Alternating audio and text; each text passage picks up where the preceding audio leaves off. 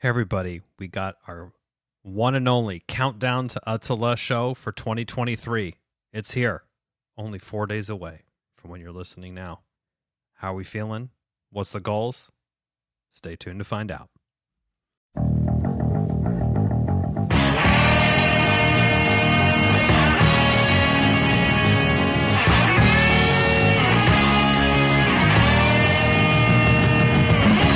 Welcome to the Low Tide Boys, a Swimrun podcast. I'm Chip. I'm Chris, and this episode 191 of the show.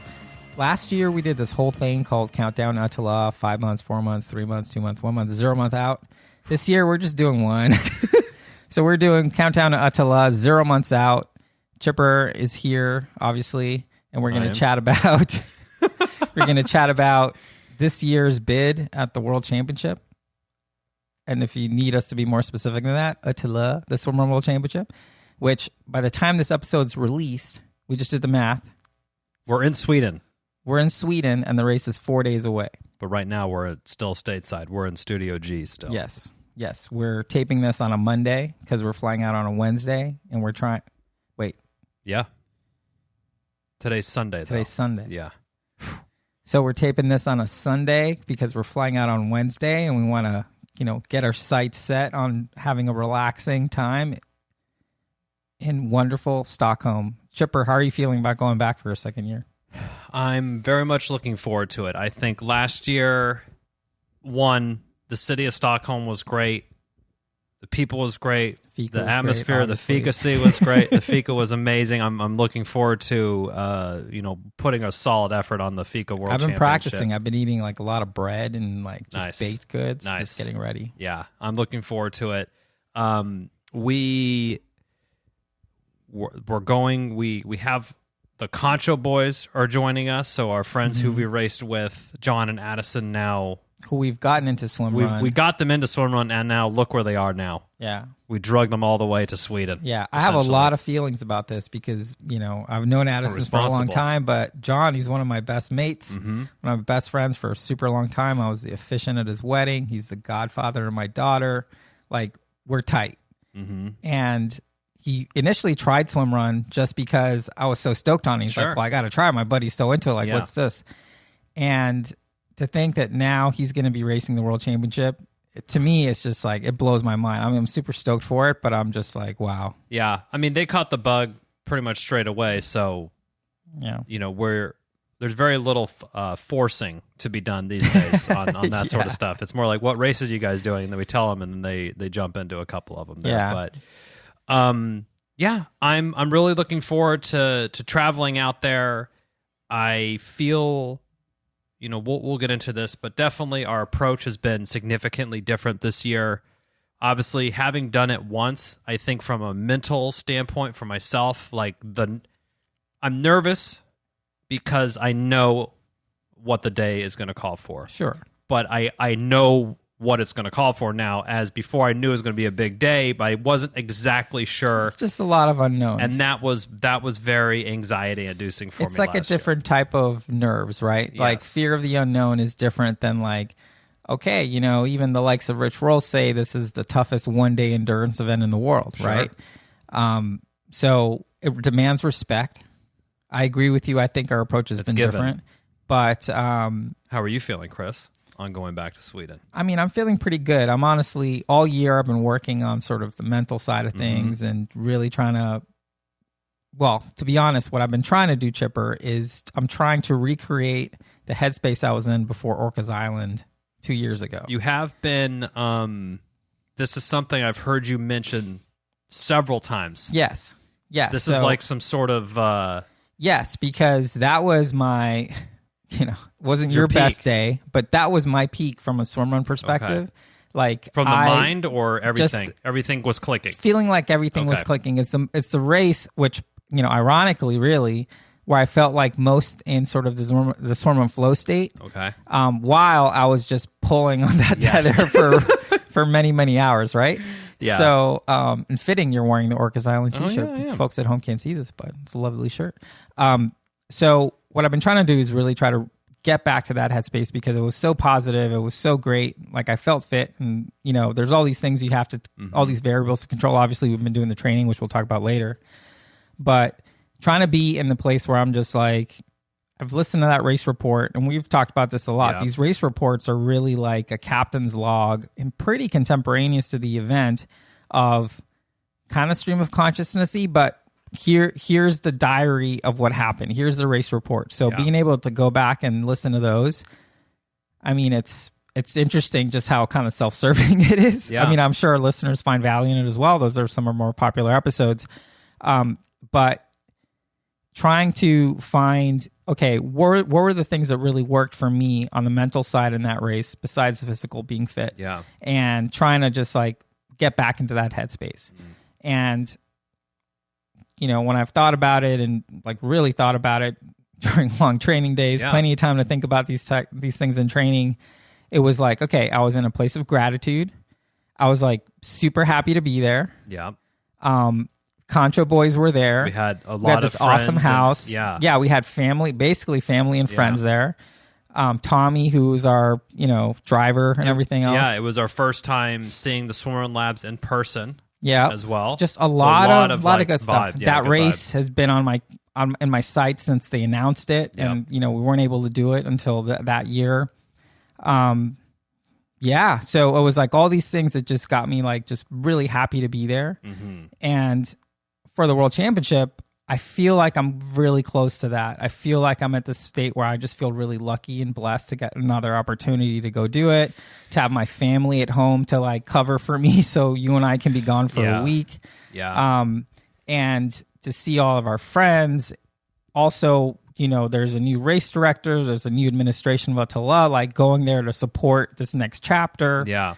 The recent ÖTILLÖ Odyssey news, which we won't dive into so much today. I'm sure people are waiting for a hot take there. It's its own show. Now, let me ask you, because we sort of had discussed, last year we had a great time at the race. You were still riding high after, and I sort of kind of went into, and this has happened to me before, kind of like, I guess, post-Ironman blues, sort of. So I did do an Ironman in 2014, and I kind of had the same thing after, like, okay, that's done with, and I'm like, oh, I just kind of didn't feel like doing anything. Or when we did that 50K, where right after that race... Well, that was more I got broken. Okay. that okay, broken, noted. Yeah. But kind of, on the same thing, and that sort of did happen to me a little bit after ÖTILLÖ, and I think last year... me personally, I get like it just got built up to be such a huge thing, which it absolutely was. And when it was done, it was like that was the whole year. And we had literally been, everything we were doing was to build to that one day in September. Yeah.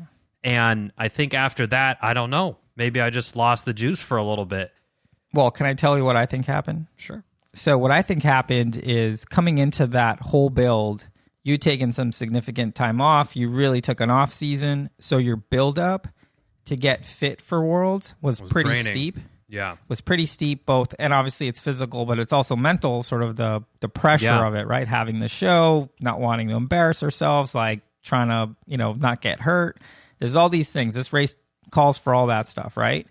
So you do all that work, mental work, physical work. You do it. Yeah. I mean, it's just not sustainable because it's so steep, right? Like what goes up must come down. And you went up so far starting from so low, which I think this year, if I can speak for you, what I've noticed is instead of you going all the way back down, you kind of held it.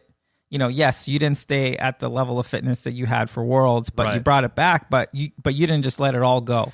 Yeah, and that was definitely, and we don't have to get into the training piece now. I think we'll put a pin in this one, but I agree with you there, and that is a little bit of how significant, at least for myself and ourselves, the approach was this year. But so we're both stoked. Yeah, you're feeling good about your mental piece. Long story short, I am feeling good about it. Again, I feel just really grateful to have the opportunity to go back and to ride and to roll it back so soon after. I mean, I don't think I'm going to get that. These types of opportunities aren't going to continue. Our kids are getting older. Yeah. It's harder for us to be away. We don't want to be away.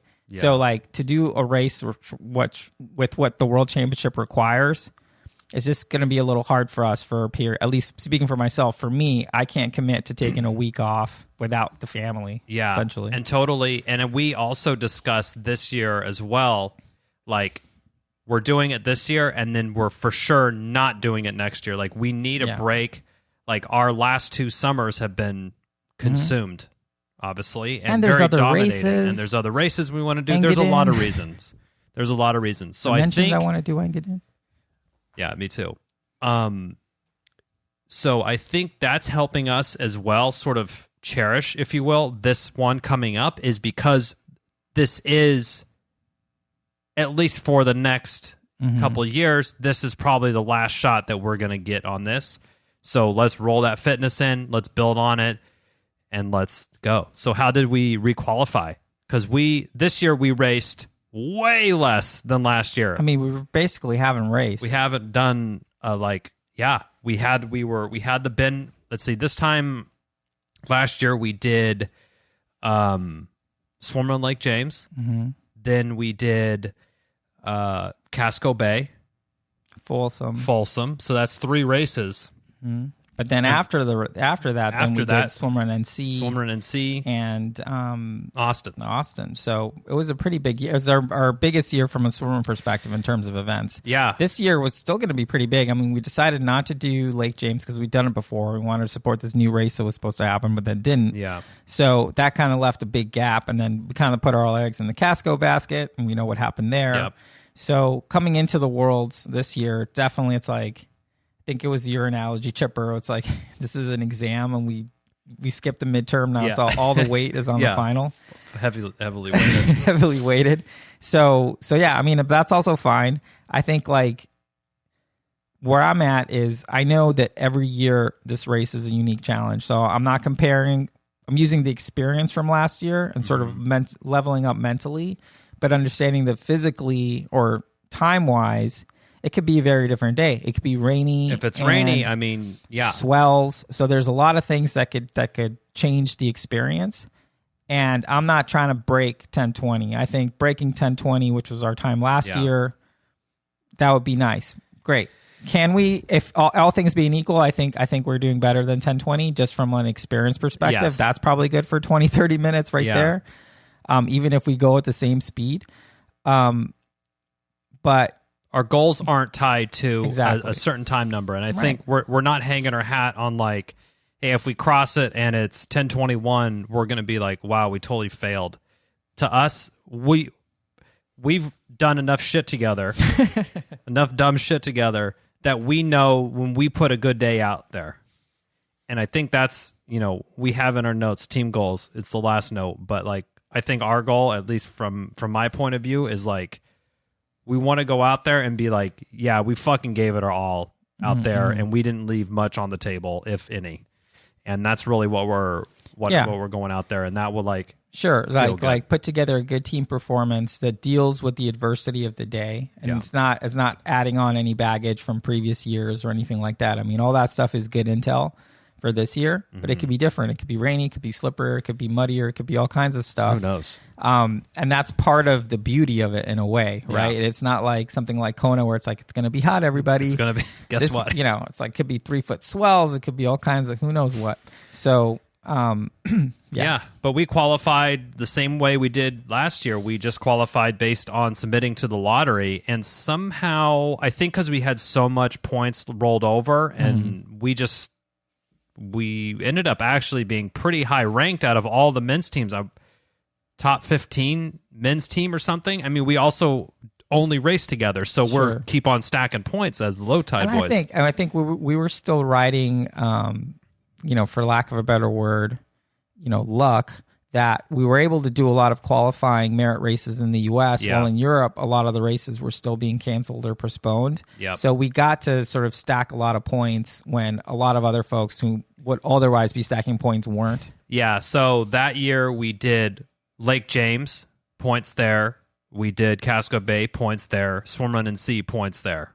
Plus rollovers from the previous years. So we half had a the good amount of from points. like Orcas and Casco and stuff like that. So we had a good amount of points. So we got in there, and that's how we got in. And the Contra boys also got in on those points because they pretty much did whatever races did the most races that we did. So now we kind of go into our how's the body, how's the mind feeling.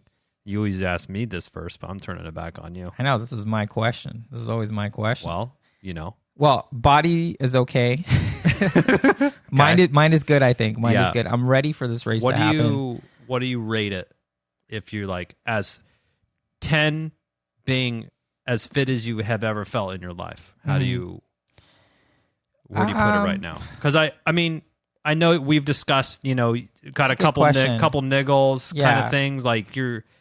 Yeah, I'm looking forward to dropping some volume after this. Yeah, for sure. Definitely. Yeah, I mean, I feel like I've been going pretty hard for almost 4 years now, and it's fine. It's mental health. I love it. I enjoy being outside and being in nature, whatnot.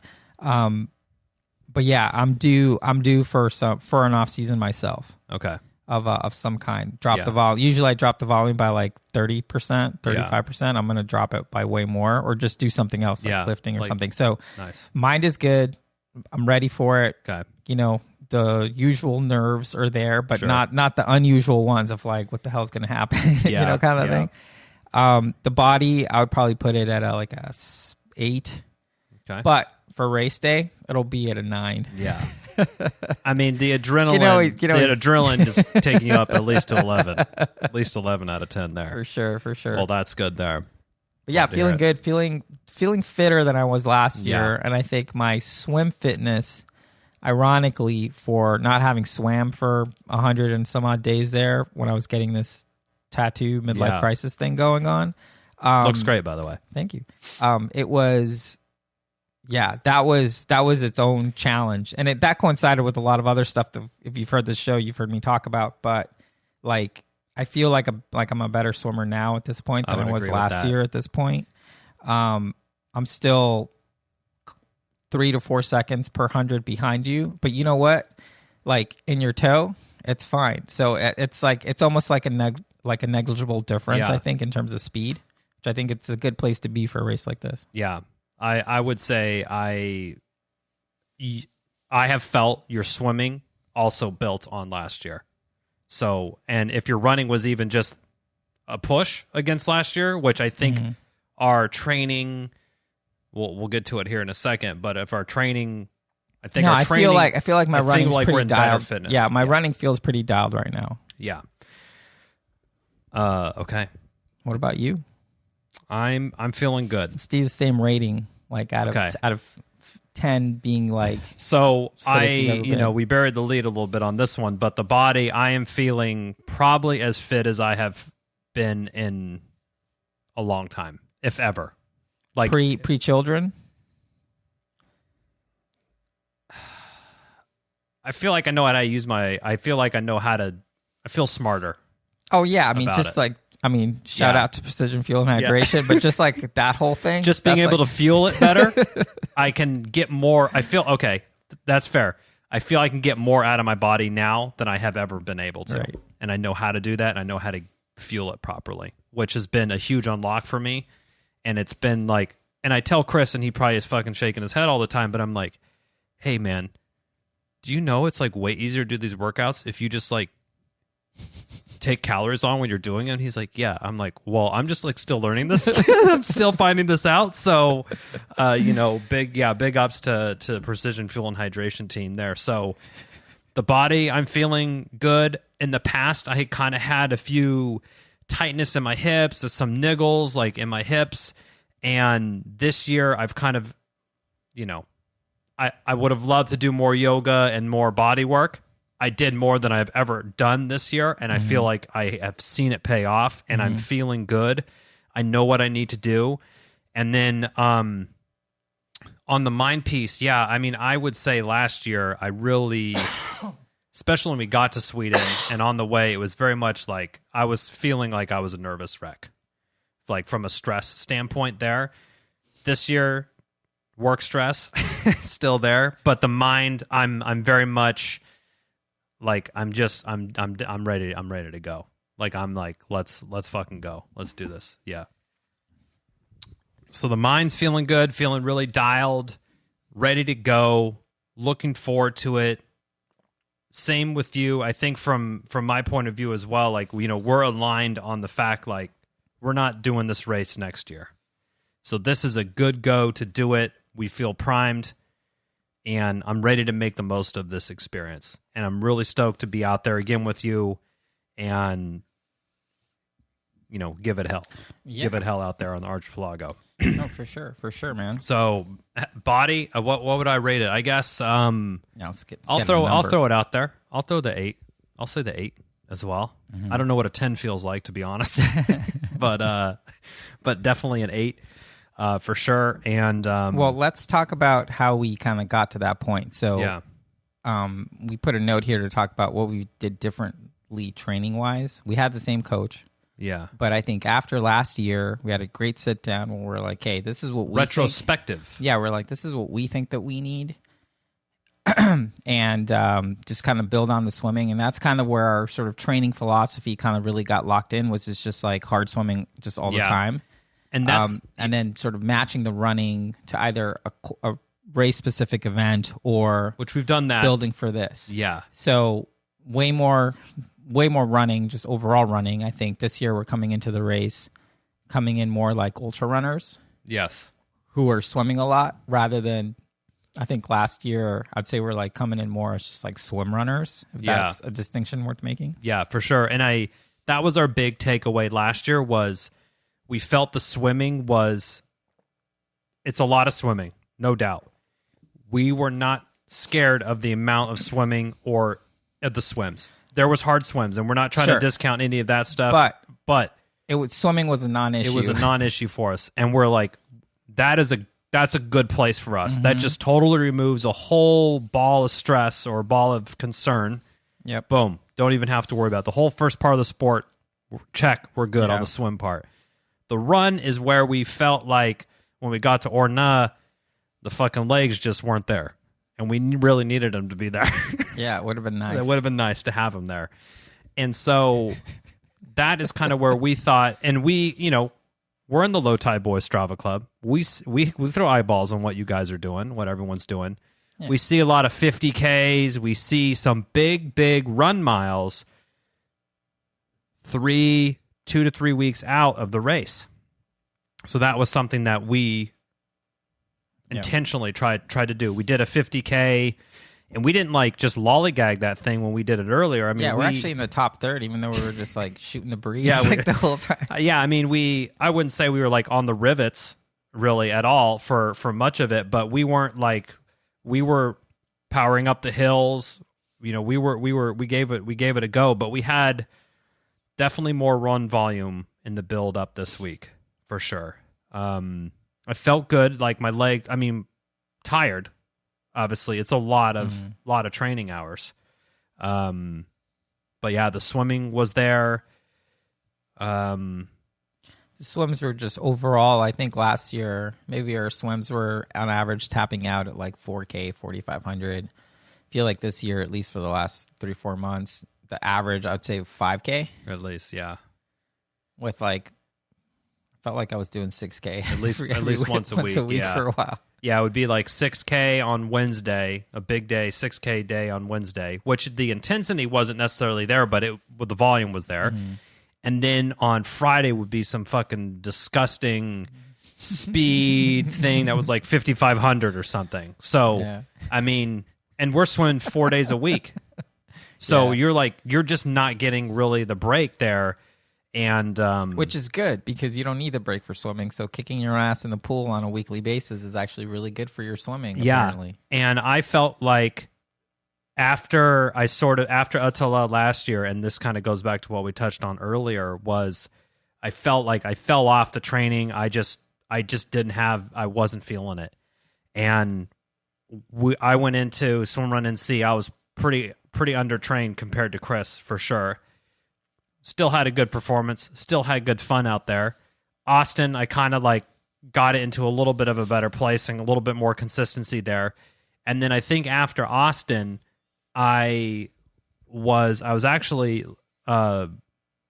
this is something obviously that Chris does, so I was aware of it, but I had listened to, I think it was around the time we had Matt Dixon on, Purple Patch, and had been listening to his podcast, and it's like how to nail your off season. And it was the same thing of like, instead of like trying to go and do your workouts and like be in that training mindset, go be active, but do different stuff. It doesn't have to be so intense. And that's like, I usually would, from Thanksgiving to Christmas, I'd probably like pack on 7 to 10 pounds. That 7 to 10 pounds, I would then have to work extra hard to like fucking start shaving off in January. So I just didn't let that happen this year. I just kind of stayed on it a little bit more. And it wasn't that demanding or draining from me as I was that's why I didn't do it before. I'm like, I need a break because I crushed myself this year. So I didn't do that this year. And I know it paid off for me. Yeah, I mean, I think so. I like training. I like the volume of it. I like doing cardio. I'll just do cardio for fun sometimes. And it's like, it's just so much easier to kind of keep, you can always keep building your base without putting any intensity. And honestly, for me, what I needed wasn't dropping training, was just like not being on a plan. Like I needed to just be kind of like left to my own devices to kind of do, because this is what I did through a lot of COVID, was just like, well, what do I feel like doing today? Right. Do I want to kill myself on some hill rips, or I want to just go run on top of a mountain or whatever it was? And I would just do it. And I got used to sort of like, okay, how am I going to express my fitness today? So coming to coaching, it's always hard for me. Yeah. Because I really feel like I need to surrender to it. But our coach is awesome, and I just do whatever he puts on there. Yeah. And we got the new pool. We were in the new pool this year in the master's program. And to me, that I found that to be really motivating. And I started going like 4 days a week, kind of, I think around Austin time. And I was having fun doing that because I was like working on my technique and my stroke and stuff. And to me, that was the like stuff. To me, that was I was getting the happiness and the joy out of training and good cardio and good exercise and good volume, which was helping everything. And I think that's what really played into my strengths. And I wasn't doing 4K. It was like, a 3K or 3,500 or something. But I was working on different things, and I saw some really exciting progress in the pool in the off season.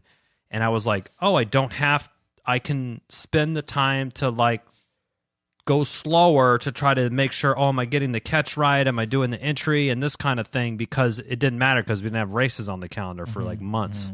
So that part was nice.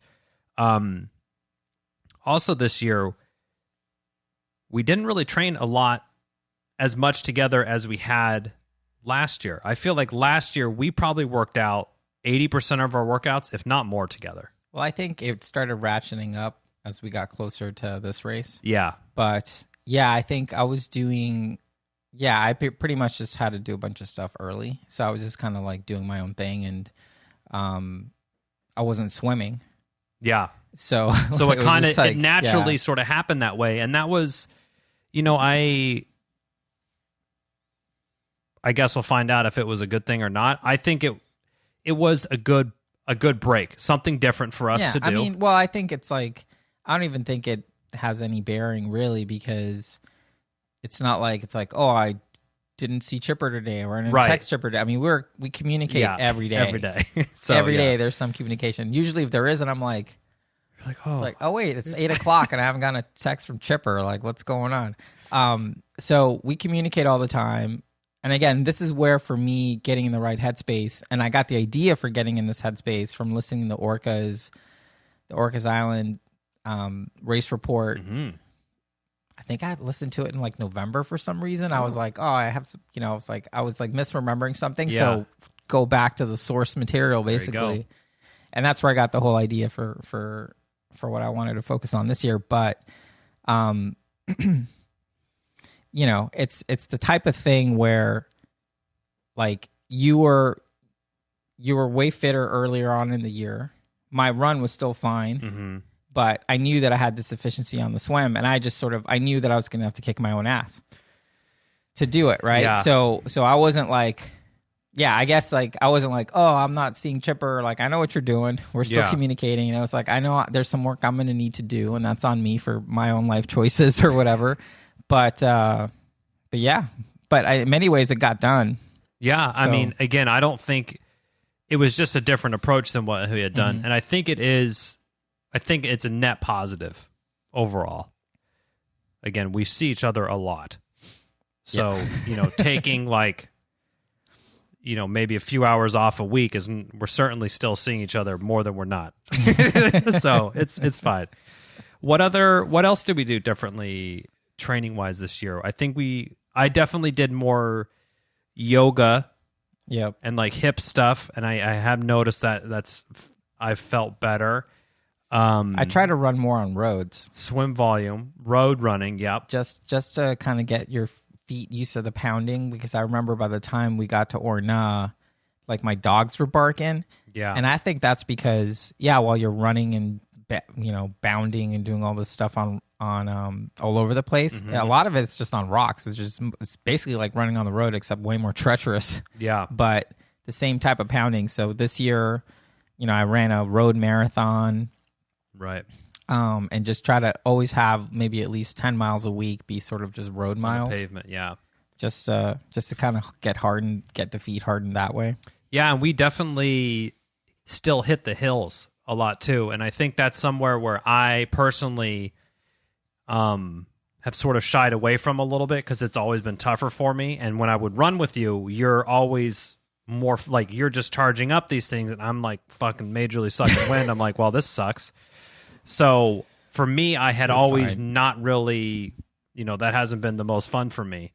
But now going into this year, when it's February and we're going to go out for like 90 minutes and like do Mount Burdell, our local trail thing, like, that was more fun for me because I could keep up with you and I wasn't completely gassed after because we kept hitting the hills and we're building those strengths. So I think we put those...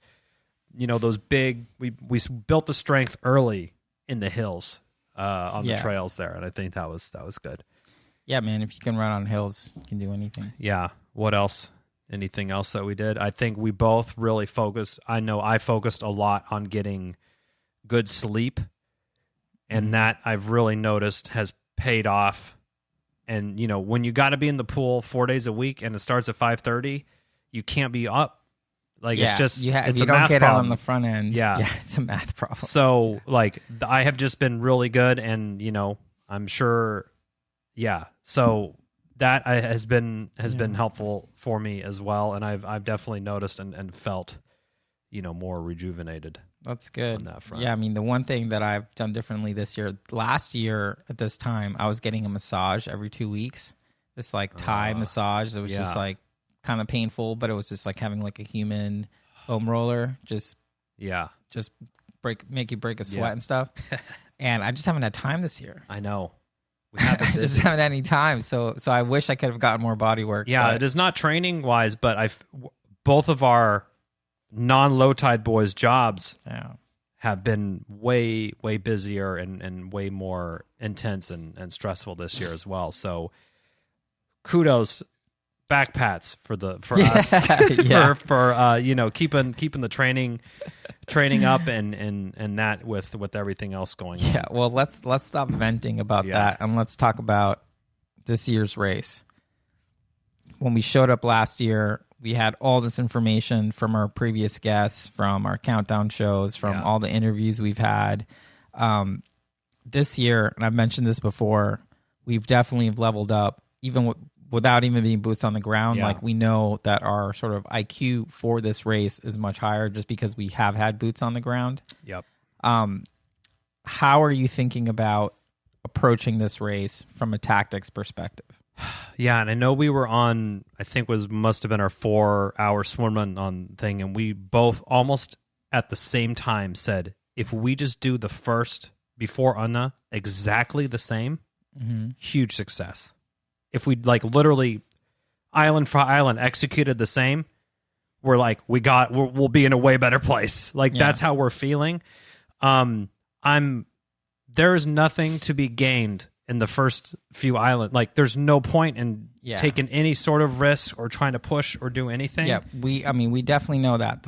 The first 2 hours, it's all about just keep moving forward, but don't do anything stupid. Yep. Let the race come to us. As soon as we can actually run, which is going to be Namda. Yep. Our average run pace is quicker. So again, I agree with you. I think even if we went at the same exact speed, if we got to Orna, we made landfall in Orna at 7 hours. Boom. I think it's a completely different race for us. Yeah.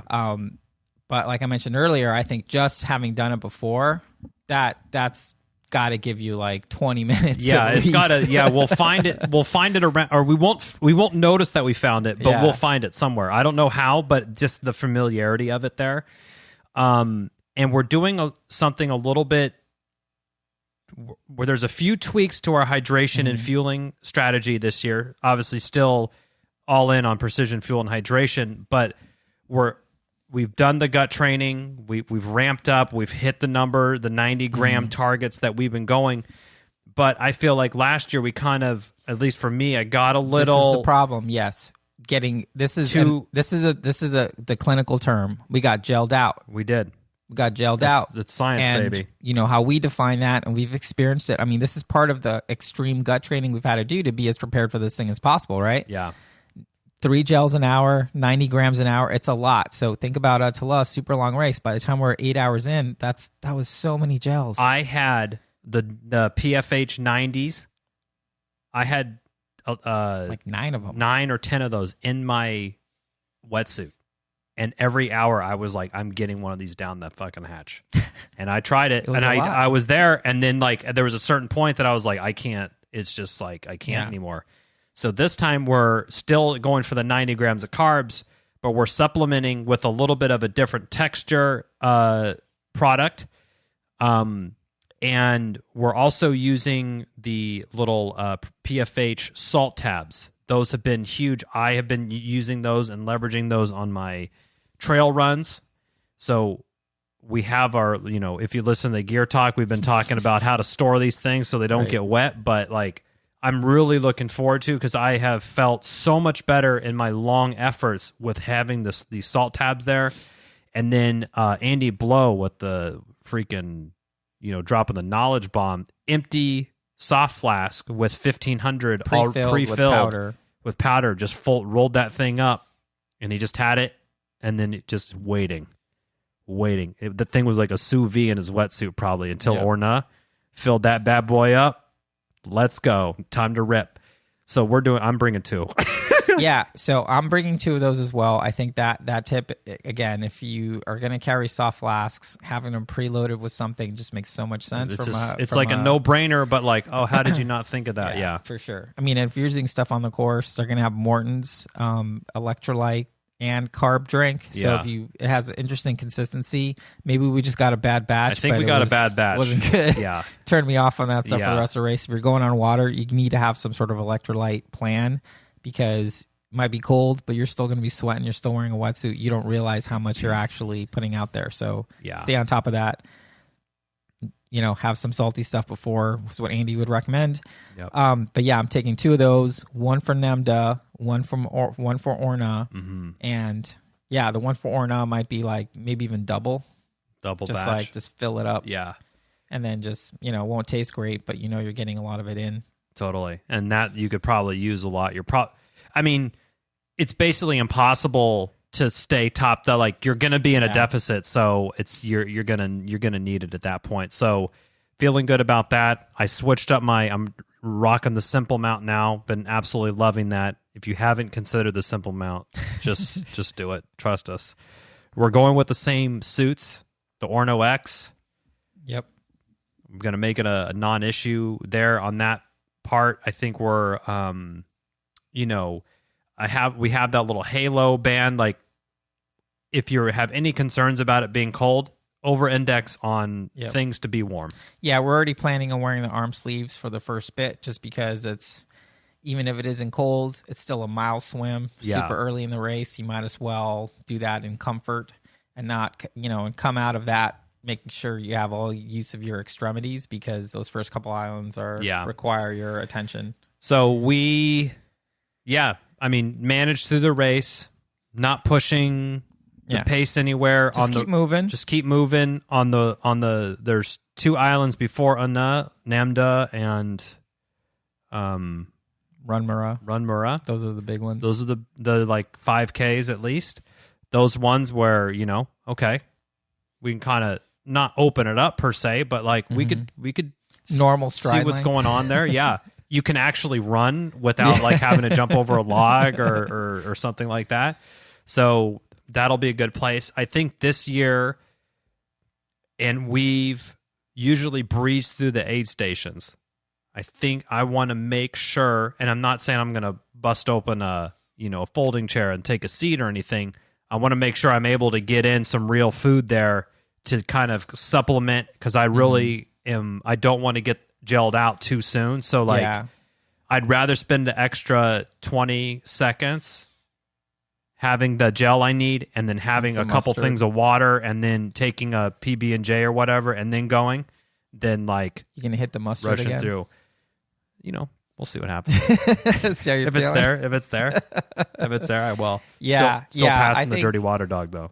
Yeah, I mean, I think if the way I'm thinking about the nutrition strategy is, I'm saving the PFH. That's my go-to gel, and I'm going to try to save those for times when you're not at an aid station kind of thing. Yeah, that's sort of the every 20 minutes you just take it.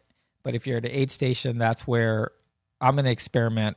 Well, I've been doing it in training, but again, like you mentioned, a different gel with a different consistency, or some more real food, like try to get down a couple bananas or something like that, just to prolong getting gelled out. Yeah. Because if we can get through Orna before we're gelled out, it's fine. Once you get to long balling and stuff, like, you can just finish that on adrenaline, basically. We'll take the fumes on that one. We're happy to kick it to the fumes on that for sure. I agree. And, I don't anything. Yeah, I mean, I think you said it. I think in terms of tactics, we're not really trying to do anything different than we did last year. We're not racing anyone.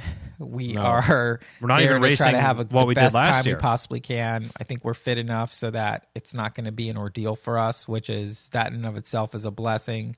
And that's that's the experience we wanted last year. So this year we're basically trying to run back the same experience from, I would guess, a better base of fitness. Yeah, and just sort of like mental prep. And so more gratitude. Yeah, for sure. And we know, and also going in there with sort of the knowledge that, we're not doing this next year. Yeah. Like, or maybe even the next year. It's like we're doing this race now. We're treating it like with the respect it deserves, kind of with the knowledge that, hey, we might never come back here, and we're just going to really try to be in the moment and enjoy it. Yeah, totally.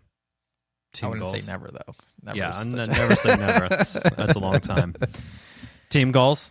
Yeah. I guess, we kind of just mentioned it's the same as last year, right? Like, stay upright. Yeah. No injuries. Don't get broke. Don't get broke. Try to have a good time. Enjoy ourselves. Have fun with everyone out there. Like, we had such a great time. It's just such you share 10 seconds of an island with somebody, or you share 10 islands with them, and it's just such a magical thing. Totally. And I'm so stoked. Yeah. Do we want to go faster than last year? Yeah, totally. Do we think we can? Absolutely. Yeah. Are we expecting to? It depends on what the fucking weather's like. Like if it's pissing rain, it's just not going to happen. Yeah, it would be totally it's different. Not going to happen. It's a totally different race. And that's, last year I kind of, joked about it. Like, it would have been nice to have gotten the actual, like the real ÖTILLÖ experience, just like really random. Careful what you wish for. I know, exactly. So, if it rolls back just like last year and it's a lovely day, then that's the day that's what we got. But if it's different, that's part of the challenge. And I think that's, again, feeling like you're fit enough to just handle whatever adversity is coming your way, and knowing that we have the experience to just be agile and just think on our feet and deal with, the curveballs that are going to come.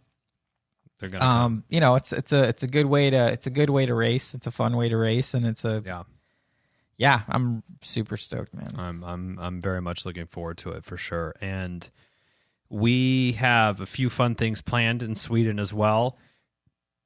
We know Team Onvol's doing their shakeout piece. I think that's Friday afternoon. So at some yeah, point. Friday morning or whatever. So we'll likely be. I think it's in the evening, like 4 or something. Oh, okay. 4. Well, check. It's on It's on the Facebook. So you can go check that out. Team Envol, obviously, Coach Nico. We found that to be, if it's your first time headed out there, I would say that's like a non-negotiable. Go out there. He is. He's just dropping carpet bombs of knowledge about ÖTILLÖ out there. So go in there, absorb that. Plus, the experience with the terrain is hugely important. And then we have some other fun stuff. So be sure to stay tuned to everything when we're over there. And thank you for your support, listening to the show, all this stuff. Of course, we'll try to represent for Northern California, absolutely, Nevada in particular. Yeah, and huge thanks to our supporters this year. Obviously, Odyssey Swim Run, Lars, Aaron, Brent, and John. There, the team there. Congrats on the partnership and furthering of Swim Run in America. Future Swim Run looks bright, again, there's going to be a whole show about this. Yeah, so they've been huge supporters of us. So thanks to them. Our longest standing supporter, Frank Paddle. Thank you, Frederic. We're rocking the Frank Paddle Pros out there. We won't do you wrong. Precision Fuel and Hydration, obviously working with us again this year. That's been a huge help to help us level up and power these machines we're trucking around out there for a couple hours. And then new this year, Dry Robe. Yep. So huge thanks to the fine folks at Dry Robe. We'll be doing some content with them. We'll be doing some fun stuff out there, and then we might be hooking up with the other Dry Robe team. Sparkle Party. Team German Sparkle Party. It's pretty good. Thank you. I think I am probably German, I would have to guess. You? Maybe. Let me check my 23 and I'll go. get back to you. Cool. Well, we'll see you out there. Thanks, everyone. All of our Patreons, obviously, of course. Couldn't do it without you. And then the families, the misses, the wives, Kristen, Susan, thanks Javi, Rocky, Charlie, and Sonny. Yeah, thanks for holding down the fort. We won't have too much fun without you, but no promises.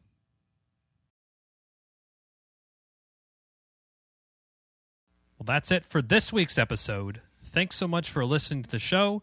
Make sure to subscribe wherever you listen to podcasts and leave a review, since that's the best way to help other people discover the show and the sport of swim run. Sign up for a newsletter at lowtideboys.com. That's boys with a Z. And check out our meme page at the Low Tide Boys on Instagram. If you have any suggestions for the show or questions for us, send us a DM or an email at lowtideboys@gmail.com. We'd like to thank Riding Easy Records for our show music, and of course our wives for their support and tolerance of all our swim run activities, podcast, and other stuff. Yeah, other stuff. Way to keep it PG. Finally, you can support our efforts on Patreon. Until next time, get out there and go for a swim. Go for a run. Then another swim. Then another run. And then another swim. And then another run. And then just keep going. Until you're done. Or maybe can't stop. Stop.